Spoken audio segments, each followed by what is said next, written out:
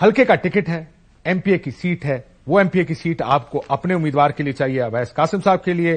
एहसन इकबाल साहब अपने बेटे को लड़ाना चाहते हैं उस सीट से, अहमद इकबाल को, और मुस्लिम लीग नून इस वक्त वादियो नजर में उनके साथ है और टिकट उनको दे दिया जाएगा। यह है आपकी वजह गुस्सा करने की।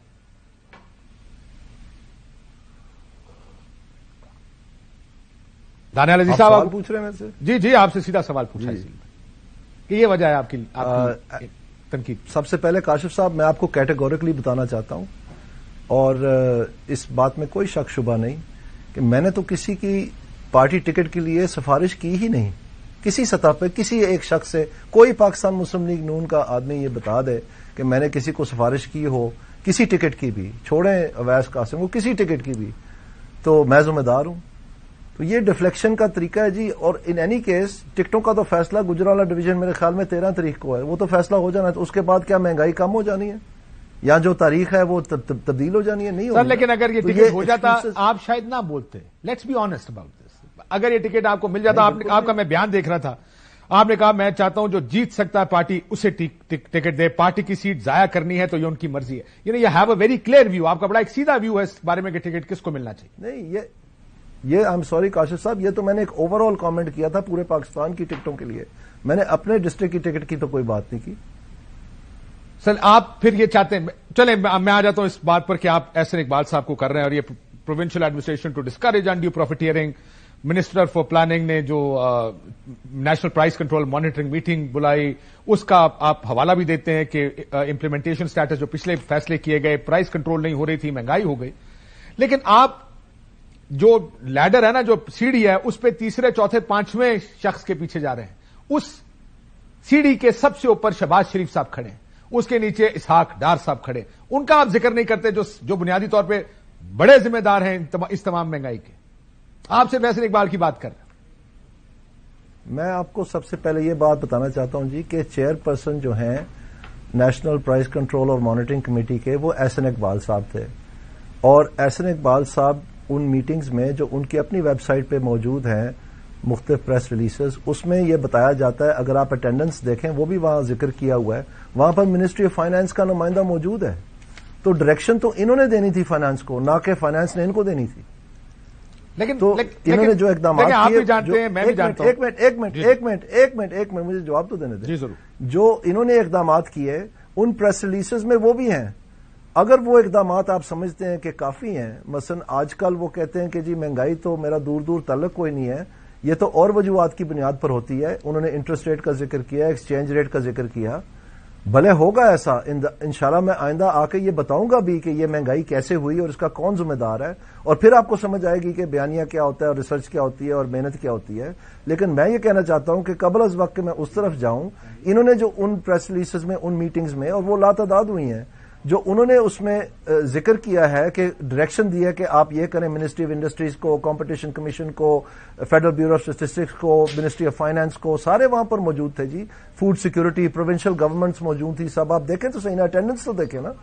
तो उसमें इन्होंने डायरेक्शन देनी थी। वो जो डायरेक्शन इन्होंने दी है, उन्होंने इन चीजों का जिक्र किया। तो ये क्यों, इनका कोई कॉन्फ्लिक्ट ऑफ इंटरेस्ट था कि ये महंगाई को उस तरफ नहीं ले जाना चाहते थे जहां इसका असल फर्क पड़ सकता था? सो शहबाज शरीफ साहब जिम्मेदार नहीं है आप कह रहे हैं, या शहबाज शरीफ भी जिम्मेदार है? शहबाज शरीफ साहब कैसे जिम्मेदार हैं? इंचार्ज तो सर आपने जब हुकूमत टेक ओवर की, पीएमएलएन ने $172 था, 330 पर गया। एक वक्त जो मार्केट का एक्सचेंज रेट था वो 330 प्लस पर भी गया।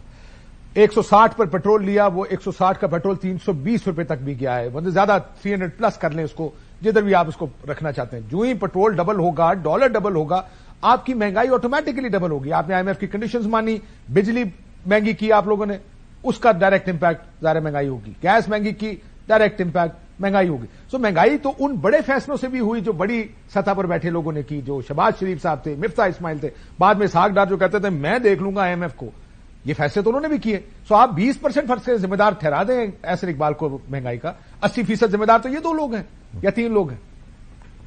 ऐसा नहीं है जी। बात यह है कि अगर वो सारी चीजें महंगाई का सबब बन रही थी तो नेशनल प्राइस मॉनिटरिंग कमेटी कोई छोटा लेवल नहीं है।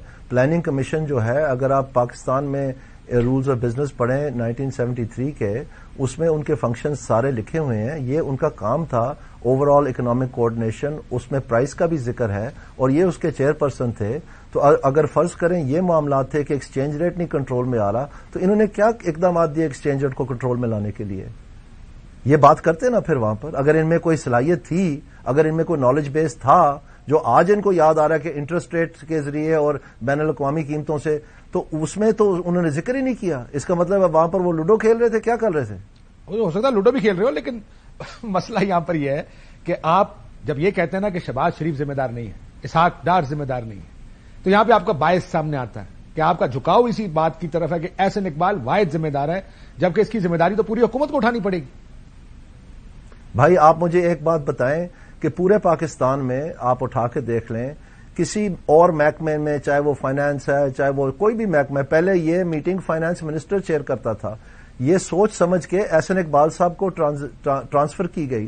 جب سے وہ آئے تو مہنگائی چھت میں سے پھٹ کے چل گئی. اب مجھے تو پتا ہے مہنگائی کیوں چھت میں سے پھٹ کے گئی, لیکن کہنے کا مقصد یہ ہے کہ اگر ان کی کمپیٹنس صرف اتنی ہے کہ انہوں نے اس جو اقدامات اس میں کیے ہیں, تو پھر پاکستان تو تباہی کے دائرے پہ کھڑا ہے.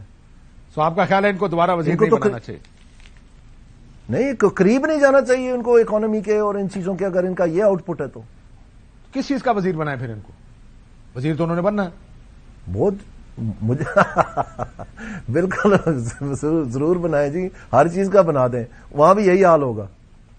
تو اس کا مطلب میں اسی لیے تو کہہ رہا ہوں, چلے اگر آپ لیٹ سے ان کو ہم خیر ہیلتھ ایجوکیشن کا کیا بنائیں, وہ بھی بڑی اہم جگہ ہے, آئی ٹی بہت ہے, میں سوچ رہا ہوں کوئی غیر اہم وزارت میرے ذہن میں, پوسٹ آفس کا بنا دیں. پتہ نہیں ڈاک پھر پہنچے گی نہیں پہنچے گی, یہ تو وہ بہتر بتا سکتے ہیں. تو آپ کو تو اس کا دیکھیں, میں یہی تو کہہ رہا ہوں کہ آپ کو ان کی ذات سے اعتراض ہے.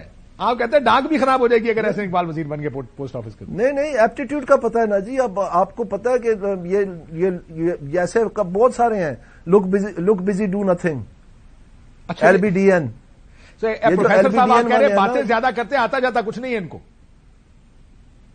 آپ کے سامنے ہے جی, پاکستان میں 1947 کے بعد پاکستان مسلم لیگ نون کا سب سے سٹرلنگ ریکارڈ ہے مہنگائی کو کم کرنے کا. اگر آپ پچھلے ادوار کی 3 حکومتیں دیکھیں, ان کا موازنہ کریں باقی جماعتوں کے جو حکومتیں نہیں ہیں, تو پاکستان مسلم لیگ نون 100% جیتی ہے, انہوں نے بہتر کارکردگی کی ہے. لیکن ادھر آ کے جو ہے اور وہاں اقدامات بھی کوئی نہیں کر رہے, ان کو سمجھ بھی نہیں آ رہی. یعنی پریزنٹیشنیں لے رہے ہیں کمپٹیشن کمیشن سے, انالیسس ہو رہا ہے, سب کچھ ہو رہا ہے, اور اقدامات آپ دیکھیں کیا ہے. اس کا مطلب ان کو پتہ ہی نہیں تھا, یا وہ فضول میں میٹنگیں لے رہے تھے صرف دکھانے کے لیے کہ میری آنیاں جانیاں دیکھو, رزلٹ نہ مینوں پوچھو. دیکھو آنیاں جانیاں اگر ہونا, آپ جیسے خود کہہ رہے ہیں کہ پھر اس کا مطلب وہ جو ٹیم کا نعرہ لگتا ہے مسلم لیگ نون میں, ٹیم ہمارے پاس ہے, فارغ ہی ٹیم ہے ساری.